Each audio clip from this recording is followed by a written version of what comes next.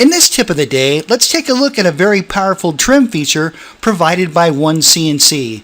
This is the Scissor Sketch command. Let me demonstrate. Now, first of all, you can see that we have some blue wireframe geometry, and I also have a red solid model, and that's just to give us an idea of the shape that we're ultimately after. I'm going to hide the solid model by selecting it. Hit the letter S on the keyboard, left click, and then I'm going to hit the letter B like Bravo on the keyboard to hide that.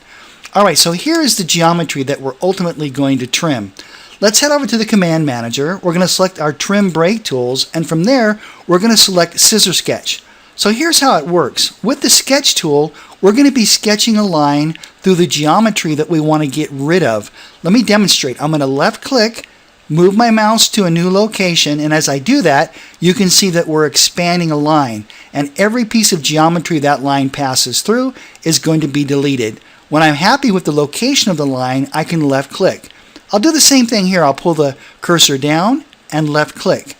And if you want to, you can left click as many times as you'd like to get the exact geometry that you'd like to trim away. I'm going to left click here, left click here to reposition myself, left click, and when you're done, you can hit the escape key on the keyboard.